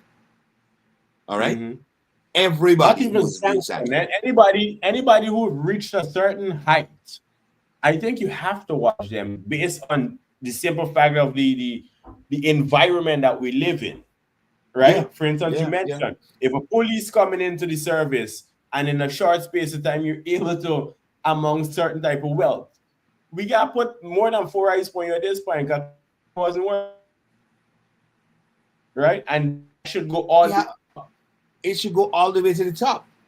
It should go all the way to the top. And I know for a fact there is what is called your declaration of assets when you get into parliament.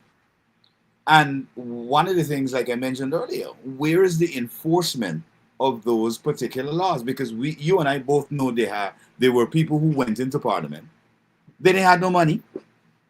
Correct. At least they didn't have a mansion. They didn't have 4 or 5 cars. But when they left parliament, they had all these things. So where is the where's the investigation of these individuals? And why haven't we seen any politician in Guyana go to jail for fraud and bribery? Because we know something is happening. Any layman can see that there is something happening. You don't have to be a genius. You don't have to have a doctorate to see that, listen, this person went into parliament, they suddenly get a set of money, they're enjoying a lavish lifestyle. How is that possible?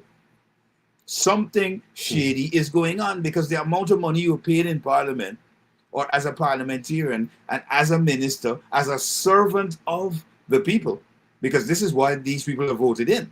They are servants of the people. They're not serving themselves. But apparently, they are serving their self-interest. Because when they get in there, you suddenly see this extravagant wealth that happens. Where are they getting it from? That's not from a salary. And what we should have is a monitoring body, not only looking at the banking system, because every single one of them have to be able to declare their assets and they have to be banking their money. You can't be paid your salary and your entire salary remains in the bank. What happens? You don't eat? You ain't got no bills to pay? What are you living on? You're a robot then. You understand? And When this they is go to purchase question property, everything. where these are the things that we need to be questioning individuals about. But they're looking at once somebody gets money and stuff, Guyanese say, yeah, man, the person doing well by. And they kind of forget that, hey, it's not doing well to show off on the other people in their country. But you have to look at, how did you get it? How did you acquire this extravagant wealth? And this goes across the board. This is why I do believe in this election period, we got to look at these critical things coming up after September the 1st. Because whoever we put in there, at this point, it's a really crazy situation that we're facing in Guyana. One, we're facing the fact that America apparently is going to be going into Venezuela to get Nicolas Maduro, because not even Osama bin Laden, exactly, not even Osama bin Laden had a 50 million bounty on his head, and he blew up the so-called Twin Towers and killed over 2,000 people. They did not have 50 million on his head. It was 25 million. So to have a 50 million bounty on Maduro's head, it shows the severity of what is going to happen, which will definitely affect Guyana, because I don't think we as Guyanese understand that once a war is happening right in front of our waters and in Venezuela, it's going to affect Guyana. Because do Guyanese picture cargo ships pulling into John Fernandez and Guyanek and all of that as normal? Because if we got war, if we have a submarine and we have 3 warships that are looking at Venezuela with over 300 and something planes that can fly over and bomb, you think Guyana is not going to be affected at all with what is going to be happening? So the seriousness of this, and then compounded with that seriousness, we have 2 senators who have said that Mohammed is a puppet of Maduro. So Guyanese have not only a serious to look at this scenario as the elections comes up very seriously, but your choices are also as equally serious. All right? Because we're kind of stuck in a position where a lot of people are like, oh, we don't want the PPP. We don't want the present government. However, the present government seems to be the only option, because one, you have a party with the head of that party who is sanctioned, which we know is not going to work out well for Guyana. If he becomes president, we'll end up like Venezuela. Then we have, in my estimation, another incompetent opposition that fails to keep the government of the day in check. Because where their priorities lie is not to look at the issues that are really affecting the Guyanese populace, but they're looking at issues as though these are personal issues, and they're looking at the things they would mention. Because if you are running a campaign and all you could talk about is somebody's sexuality, or all these very immature things that politicians would come up with in Guyana, instead of where are the policy issues? What are you looking at that will change our environment? Instead of saying, okay, well, the ruling party has said 100,000, I can give you 500,000. Since when does a country get into a mode of handing individuals money in their pocket? I've never seen that anywhere. And in the US, which is the richest country on earth, do you see them handing out money to individuals? It never happens. So I trust me, I can't fathom this kind of stick out your hand and money's handed to you from a government. So what happened to work ethic? What happened to putting in that work so that you grow the GDP of the country? So because we have oil, then we become dependent on that oil? These are some of the things. Forgetting altogether that all do have a limit on it, It gonna run right? out. Especially based on all the issues that we're seeing. We might be implemented into a war, right? Even though we've been running from it all the time. Yeah. Even on the ground, right? In Ghana, we have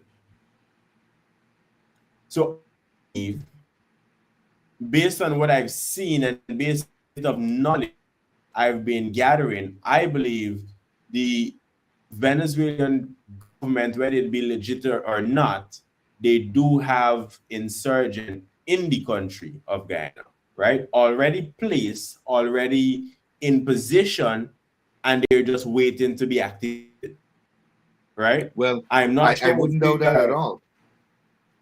correct. Me as a layman, if I got a simple plan of multiple businesses going to make me successful and put me at a financial stability and freedom that I want to be, then why not, if you're doing a drug or whatever, put things in place, right? So that's how I'm thinking about it. But this is a man who stood up and said multiple times, I'm going to annex the country, do all in his power as much as he felt like, because I don't think he have done all in his power, because all he got to do is really get up today and say, where's that and drop a bomb over there and done with the situation. Nobody gets oil, right? But in the greater scheme of things, the geopolitics, the game that is being played with our lives, I don't think Guyanese collective, whether in foreign, whether in Guyana, the president, the family of the president, everybody, I don't think we're all taking this thing serious. We've seen videos where the police now gotta be fighting in the station with the Venezuelans, right? the Venezuelans committing murder against Guyanese citizens. And I haven't heard that these individuals would have been held accountable yet, right? I know if they got enough money to pay have the police, like what is alleged that used to happen, a man got enough money for bribe the police. I know if there's what happening, but something happening. The fact that we're not holding people accountable when it's not hard to catch them, especially since we have one security camera on the street, a man can't just slip out your hand like that. It's not regular like back in the days. We in 2020, where only a couple existed. And everybody and no, no, we got tasers. No, we got tasers. We didn't even worry about the tasers. I worry about the sighting of these individuals, because you still got CMR for TSC, right? My things are the murders that is happening, and it's happening with Venezuelans against Venezuelans. It's happening Venezuelans against Guyanese. I am concerned about the immigration problem and our policies, that it's lawless to the extent that there's no control over it. I don't think the minister of tourism, the minister of Home Affairs, public security, the minister of Home Affairs, the minister of Foreign Affairs, and the president and the collective body is taking this serious. And this is coming from the base Chinese. Well, just to kind of balance what you're saying there, it goes back to, again, while we're saying all of these things need to be rectified, it goes back to what kind of capital we can inject. Because one of the things a lot of Guyanese have not recognized is that based on our oil contract that we have with Exxon presently, just with Exxon, it only accounts for 30% of our overall GDP, which is our gross domestic product. Gold and other exports of rice, sugar, all those things also account for the larger portion of what is our gross domestic product. Now, I agree with you to a point where, of course, the government has got to look at what strategies they need to inject a lot of that money that they're getting. All right. But again, it all boils down to what we can spend economically. And in wrapping this particular part of the discussion up, it has to do with, for example, we know, like you mentioned, oil ain't gonna last forever.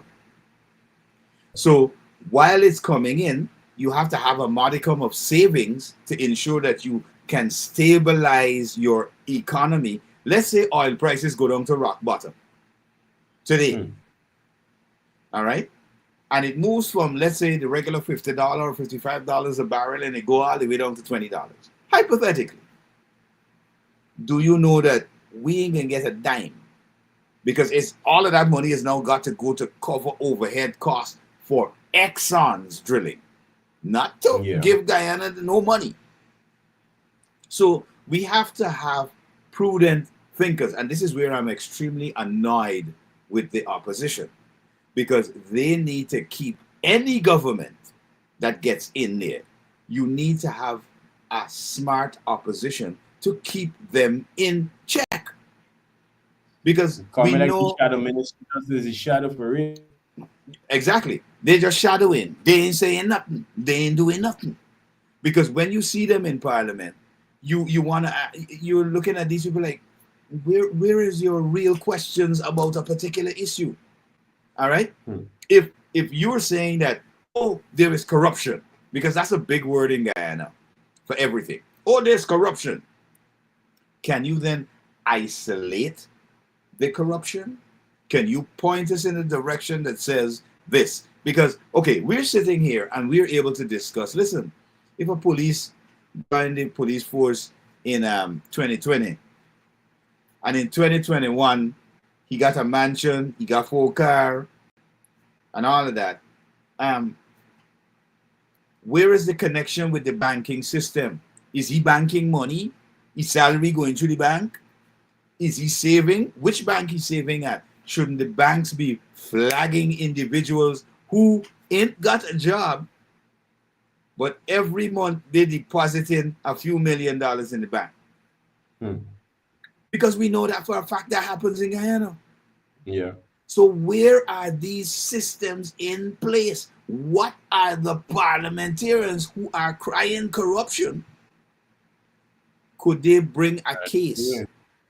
Can they bring a case that isolates that corruption to say, listen, John Jones at this point here had this amount of money, and 2 years later, John Jones got $2 billion, $3 billion in the bank. John Jones' spending exceeds what he should be making in parliament.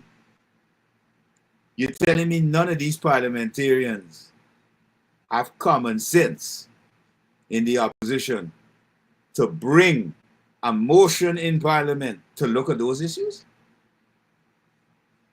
None of them.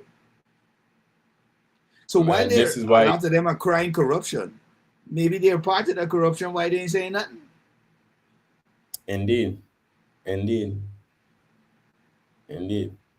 Because I would be led to believe that, based on some of the basic stuff, that since I started looking into the affairs of Guyana, because I do have invested interest here ever since the last president, David Granger, would have said, come back to Guyana and invest.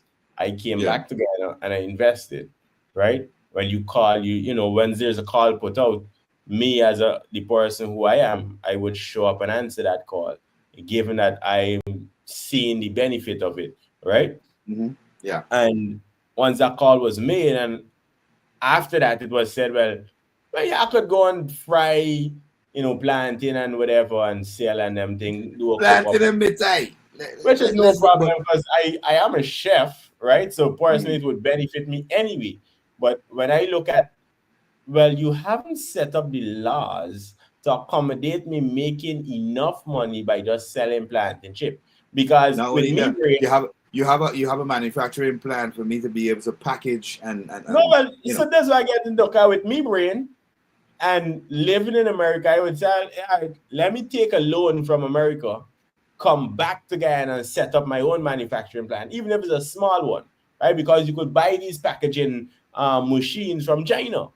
But then Correct. I got to look at the taxes that I got to pay on these, the type of building I have to build, the type of storage, because you're not just dealing with regular produce anymore. You're dealing with people thing. You're feeding people, right? So being an actual chef in the industry, you have to move with a certain standard, especially if you're exporting. You got to have sterile environments to do certain things, to produce certain products. The basic laws, it probably changed now because everybody's going into the manufacturing aspect. It probably do have a little bit update, but when I came back, it didn't have nothing. You understand? Because if you could tell me come and invest, and then you change your own word and say go sell, cook up, you didn't even provide the facility for me to go framework, sell, cook up. Nothing. Yeah. The laws that instead of just going and get a food handler certificate and I could work and sell, that don't really make sense. That is not how you boost an economy, even from the smallest standpoint. Yeah, that's not boosting an economy at all. I remember watching a video from Jamaica, and if I could remember right, it is they have these people in class, the business class people, right? So it's the smallest amount of people, them same vendors on the road. They have banking situated for them individuals. They have certain things in place for these individuals because they keep that bottom line system from crashing. Small and medium scale businesses must be able to access loans in order to come up to a certain standard to provide food for the persons out there. Simple, very simple things. I mean, it like we were stating, Martin, a lot of this stuff is not even rocket science. It ain't even close to rocket science stage. It's just ordinary layman things which you don't have to have a doctorate to understand that, listen, this can be fixed. This is why I said earlier, I'm so annoyed with the current opposition parties for not keeping the government of the day in check.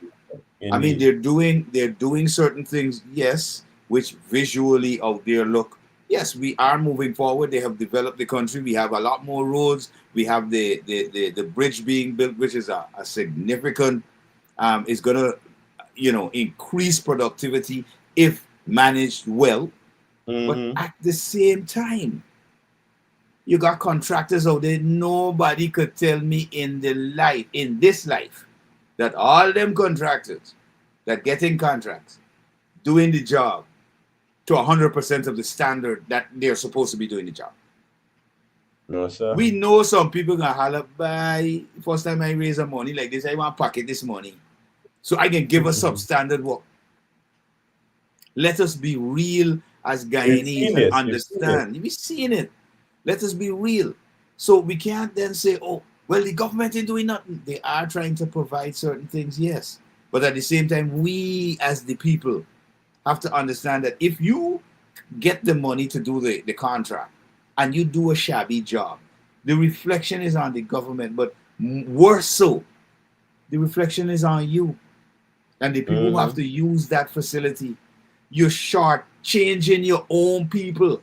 So when people jump out and say, oh, we're the real patriots, how could you be a real patriot when you do stuff like that? So this is why the checks and balances gotta be there. They might be patriotic to the corruption, so they, no lies being told. Yeah, they ain't lying. They're patriotic to corruption. But they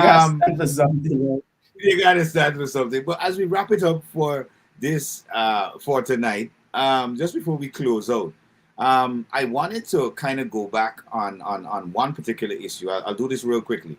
I've seen now again in this political season the issue of Adriana Young's death coming up again, and the blame again is on the government. All right. Just quickly, people said, okay, they want to have the FBI come into Guyana, etc., etc. One of the things that I think Guyanese need to get clear in their minds is that the word the acronym FBI stands for Federal Bureau of Investigations, which federal means America's federal system. They are geared for crimes in the U.S. However, if independently a government requests a few of the investigators to help with a probe in an ongoing investigation, that would not come cheaply, or it would not be for free. All right. So I just wanted to say that, so that people out there who say, "Oh, we want the FBI to come in." The rules and laws in America are not applicable. I think we could afford that. I think there was enough gold seized or supposed to be seized to accommodate a budget. Well, I think overall, and I think what has been happening over time, we had 3 pathologists first deal with the young lady's body. Then that body was embalmed and taken to the US for another pathologist to look at it. And so far, all the findings have been the same. So why would then the government, this is just my thinking on it, why would any government then say, okay, well, we would invest a few $1 million to bring in a foreign law enforcement agency that is not familiar with Guyana's 1954 laws to come in and do a probe? Let me show you something, right? A part of my security operations that I wanted to do was the private investigation service. Now, I'm still not sure if, well, I have seen it in Ghana, which means I don't want to say nobody have thought about it, but I still haven't seen it, right? And keep in mind, I lived outside for a bit of time, and the individuals on the ground, I don't think they're as traveled and experienced that I, like me. So not to put my own heart, but I pay attention to what's happening. So I wanted to do the private investigation stuff. I still might do it, but again, the laws don't accommodate for me as a basic individual to get into that field, right? Understandable. But I do know several Guyanese individuals who's, whether they're in the NYPD or they're in the Miami Department or they're in the FBI, the CIA, and these is Guyanese who I don't think would be easily corruptible, that could come in and lend their service for very cheap costs, or in some case even for free, because they're patriotic. Well, they couldn't be on the job in the US and then come do that here. They had to be retired members. Of course. So even if we work out a thing with active personnel, I don't think we as Guyanese on the ground in Guyana ready for that level of investigation. Because as a basic private investigator, with my bit of knowledge, right, I've already pinpointed several individuals, several levels of corruption within the information sharing. And trust me, I still today, I have to think of what I'm saying. We're in a corrupt society. So I know of how it could be solved.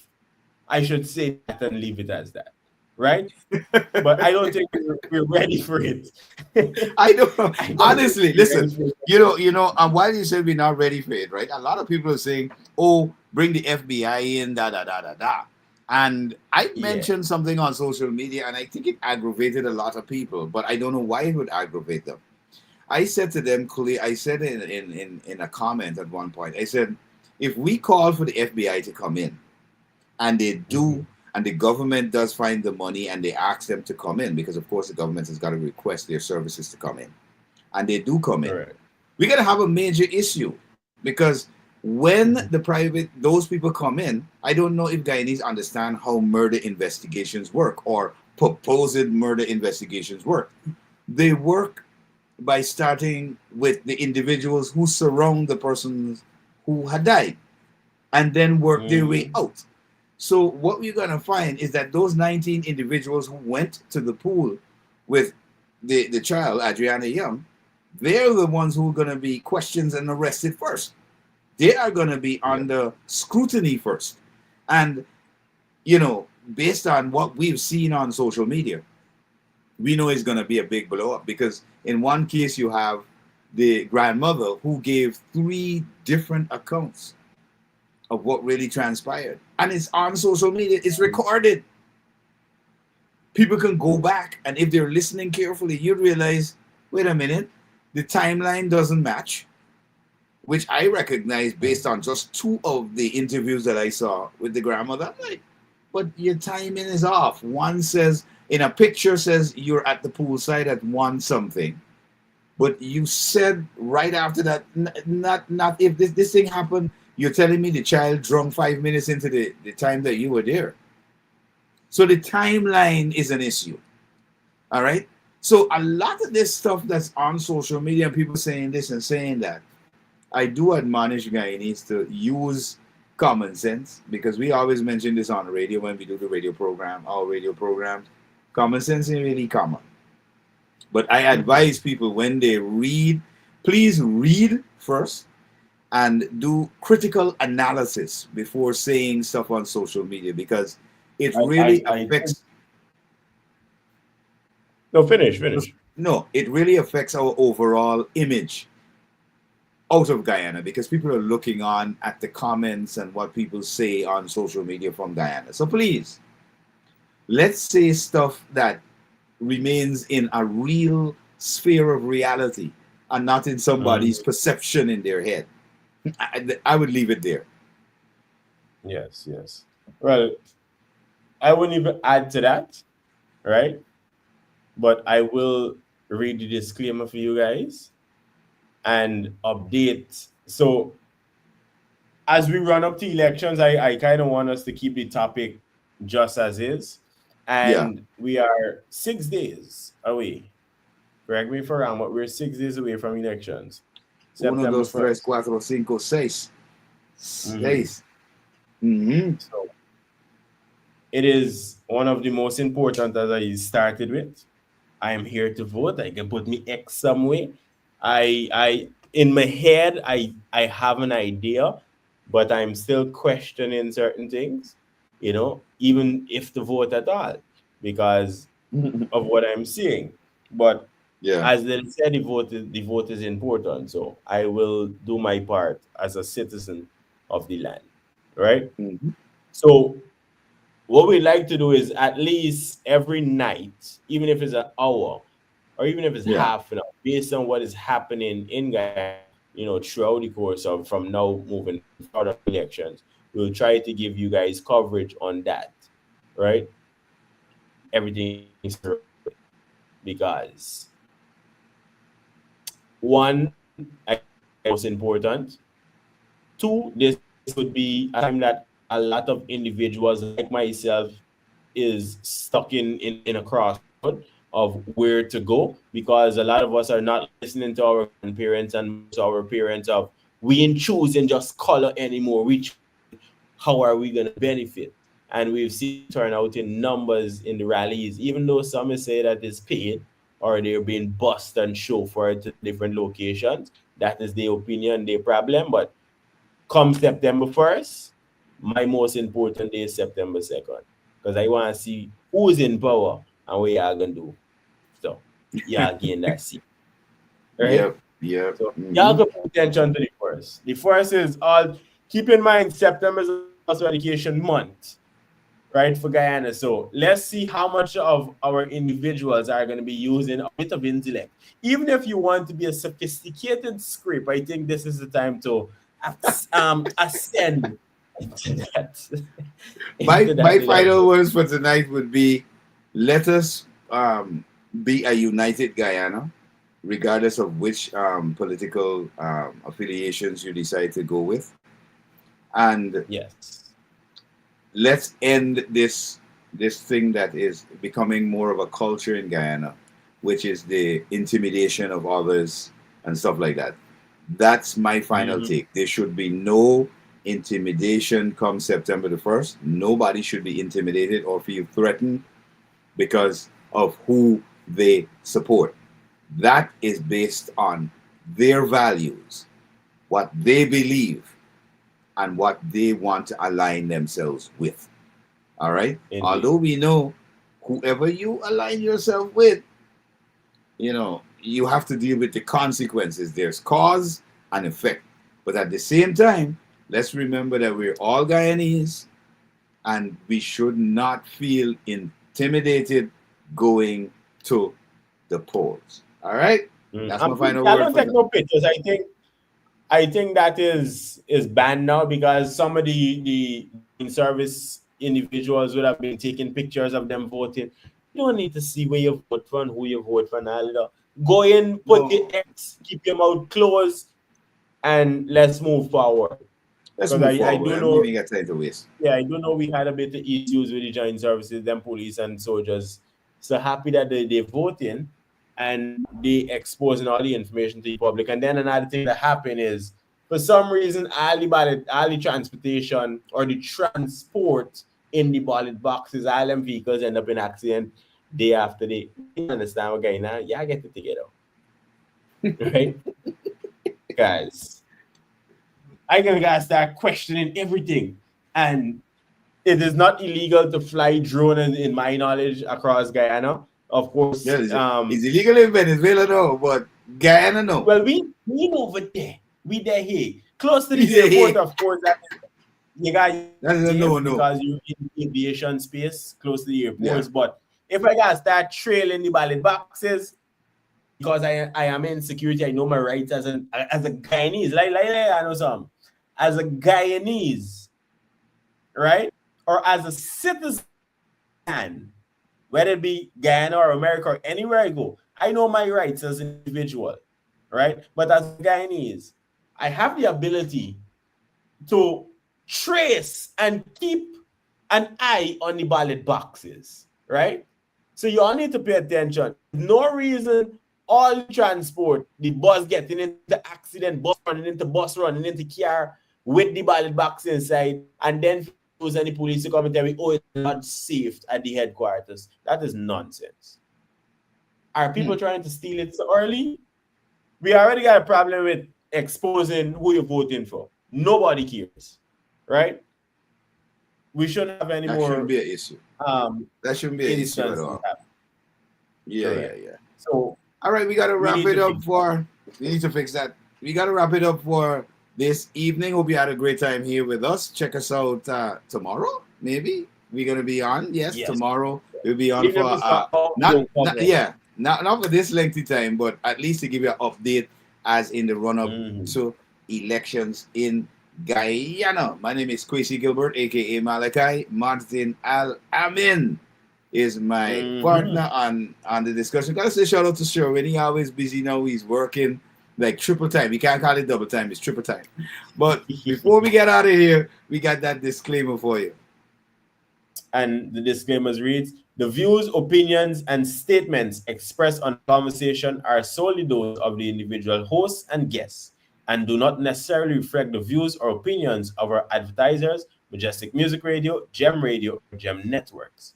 The content of this show is intended for information and entertainment purposes only, and should not be considered as professional advice. Listeners' discretion is advised. Neither the station nor the network assumes any responsibility or liability for the accuracy, completeness, or validity of the information presented. All content is subject to change without prior notice. With that being said, as always, for what we missed, please go back and verify it. Dates, times, names, whatever, right? Make sure you have the correct information. I could only bring as much as I could remember. I just try to remember as much as I'm still young now, right? And what I don't do is talk off my head and talk with what I think my mouth, right? Correct. That is for the other individuals. One people, one nation, one destiny. One destiny. Yes, sir.